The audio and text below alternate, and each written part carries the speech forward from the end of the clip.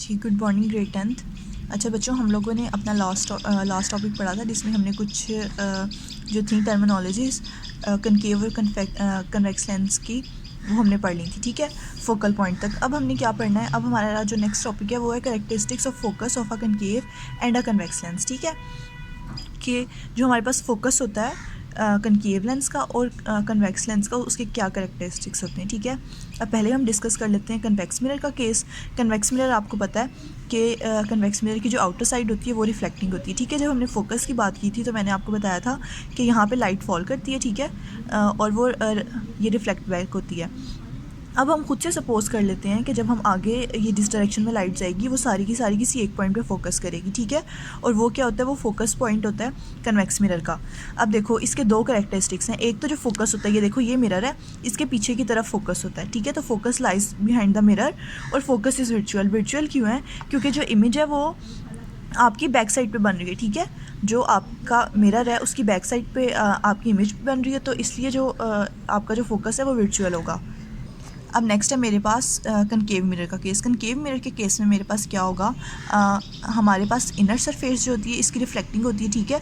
अब concave mirror के case में ये होता है कि सारी की सारी जो रेज जो रिफ्लेक्ट बैक करती है ना वो एक्चुअली किसी एक पॉइंट पे फोकस करती हैं, ठीक है। किसी एक पॉइंट पे सारी जो रेज होती हैं वो मीट करती हैं, और ये पॉइंट जो होता है मेरे पास कनकेव मिरर का फोकस पॉइंट होता है। अब यहाँ पे जो फोकस है वो in front of the mirror होगा, तो इसलिए जो फोकस है वो रियल है। क्यों? क्योंकि सारी की सारी जो वो हैं वो कन्वर्ज हो रही हैं फोकस पॉइंट पे, ठीक है।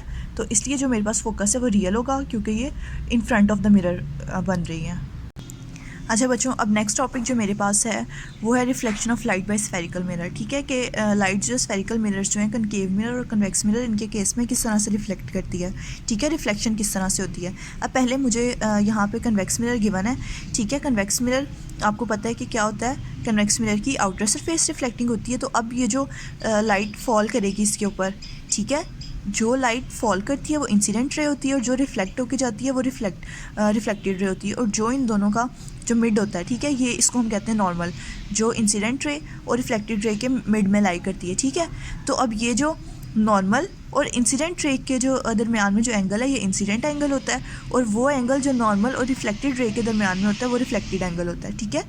अब जैसा कि हमने प्लेन सरफेसिस के केस में दो जो है रिफ्लेक्शन के लॉज होते हैं, वही दोनों जो लॉज होते हैं हमारे पास स्फेरिकल मिरर के केस में भी अप्लाई होते हैं, ठीक है। वो दो लॉज क्या होते हैं, एक तो फर्स्ट लॉ होता है कि जो आपकी इंसिडेंट रे है, नॉर्मल है और रिफ्लेक्टेड रे, ये तीनों की तीनों एक ही प्लेन में लाई करेंगी, ठीक है। इसका क्या मतलब है कि कोई एक्स वाई प्लेन होगा, ठीक है, और ये जो तीनों रेज है ना ये इसी के दरमियान में इस तरह से, ये अगर एक्स आप कह दो और ये इस तरह से मेरे पास वाई हो जाए, ठीक है। तो ये जो दोनों की दोनों क्या होंगी, जो मेरे पास जो ये तीनों रेज हैं ये क्या होंगी, इसी प्लेन के दरमियान में लाई। ये मेरे पास होता है फर्स्ट लॉ। और सेकंड लॉ मेरे पास होता है जो एंगल ऑफ इंसिडेंट है ना, ये हमेशा एंगल ऑफ रिफ्लेक्शन के इक्वल होता है, ठीक है। ये भी हम फर्दर जब पढ़ेंगे तो ये हम प्रूव भी करेंगे कि जो इंसिडेंट एंगल होता है वो मेरे पास रिफ्लेक्टेड एंगल के इक्वल होता है, ठीक है। तो ये आपको ये लॉज जो हैं ये रिटन फॉर्म में बता दिए मैंने कि इंसिडेंट रे, नॉर्मल और रिफ्लेक्टेड रे तीनों एक तो सेम प्लेन में लाई करेंगी, और जो एंगल ऑफ इंसिडेंट होगा वो एंगल ऑफ रिफ्लेक्शन के इक्वल होगा, ठीक है। अब हम बात कर लेते हैं रिफ्लेक्शन ऑफ लाइट की कनकेव मिरर के केस में। कनकेव मिरर के केस में भी इसी तरह से होता है कि जो इंसिडेंट रे होगी वो हिट करेगी आपको कनकेव मिरर की इनर साइड पे, क्योंकि इसकी इनर साइड रिफ्लेक्टिंग होती है, रिफ्लेक्ट बैक करेगी। और ये जो नॉर्मल होगा ये क्या होगा, ये तीनों जो रेज हैं ये एक ही प्लेन में लाई कर रही होंगी, और इंसिडेंट रे और नॉर्मल के दरमियान में जो एंगल होगा वो इंसिडेंट एंगल होगा, और जो नॉर्मल और रिफ्लेक्टेड रे के दरमियान में एंगल होगा वो रिफ्लेक्टेड एंगल होगा, ठीक है। और ये तीनों एक ही प्लेन में लाई करेंगी और एंगल ऑफ इंसिडेंस या एंगल ऑफ रिफ्लेक्शन के इक्वल होगा।